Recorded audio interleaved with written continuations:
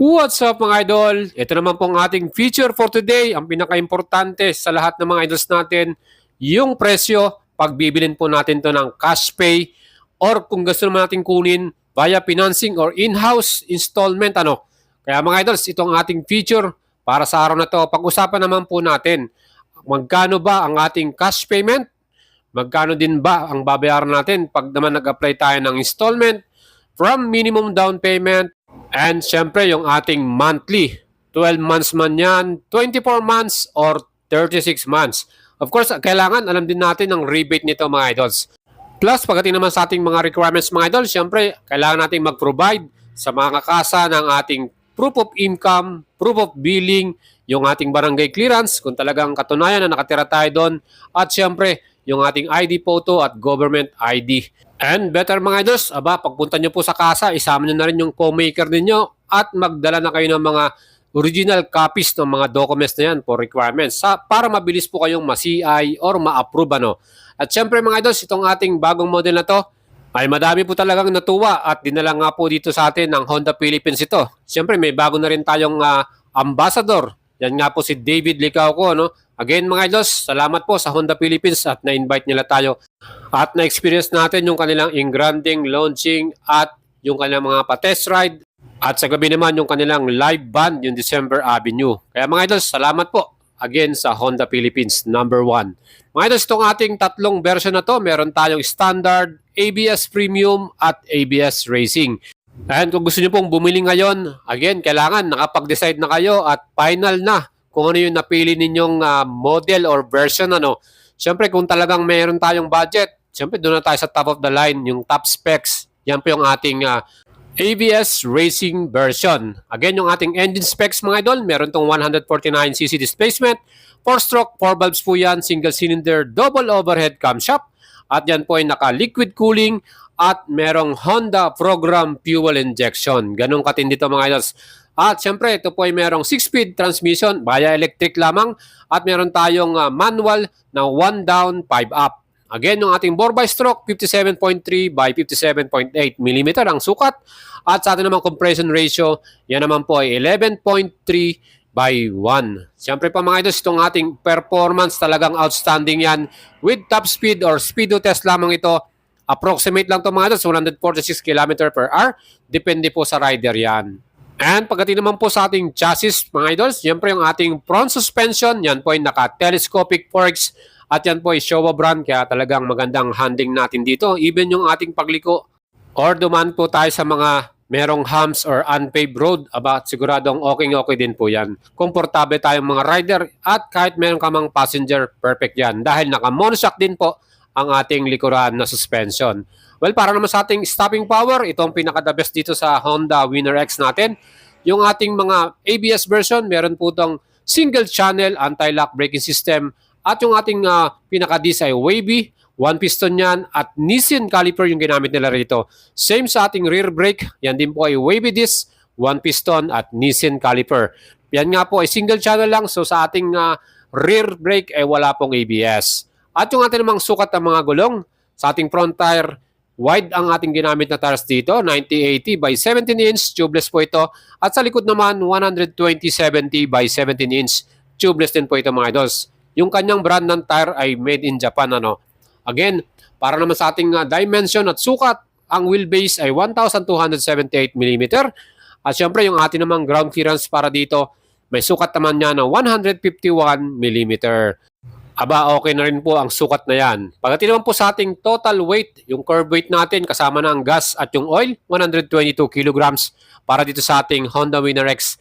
At yan po, ay meron naman po tayong fuel tank na nandyan po sa ilalim ng ating upuan. Bubuksan po natin yan. Yung ating fuel capacity para sa ating Winner ay 4.5 liters naman mga idol. Ang kagandahan dito yung mileage natin pagdating po sa patipiran, pinakamatipid itong ating Winner, 52.3 km per liter po ito. At yung ating namang upuan, syempre meron tayong seat height, 795 mm. Ayan sa ating average Filipino rider, perfect na yan yung ating sukat na yan.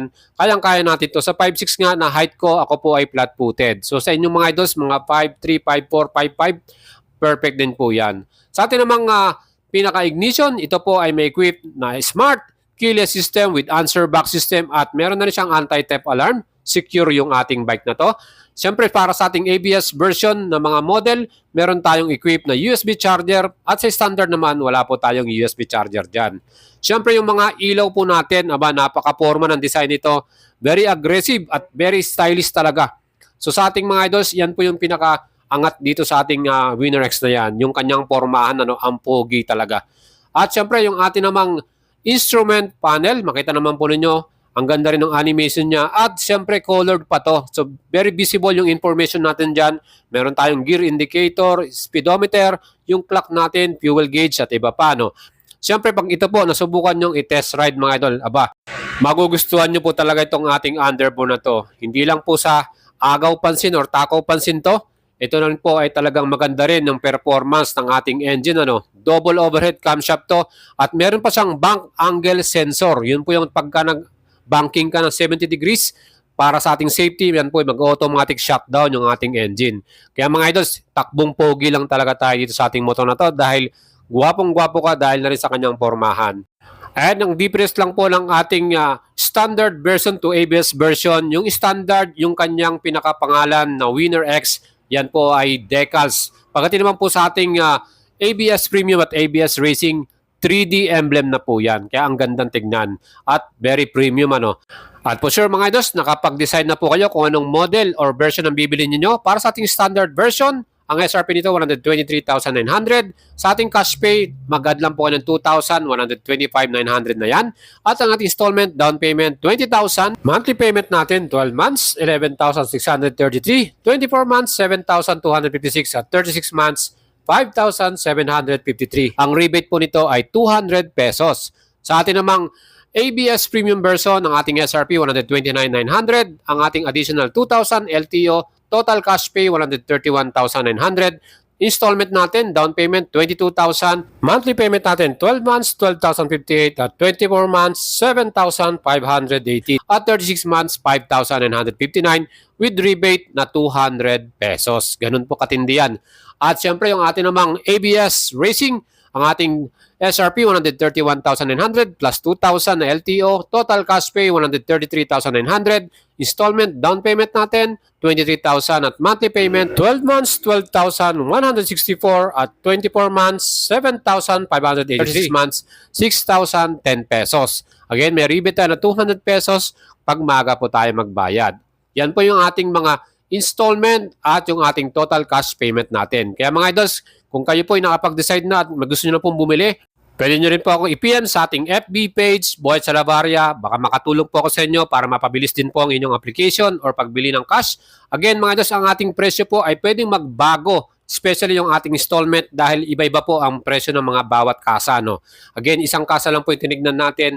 At kung gusto niyo pong malaman yung mga branches or mga saan location nila, ilalagay ko po sa ating video description. I-check nyo lang po saan po yung may malapit sa inyong branch dyan.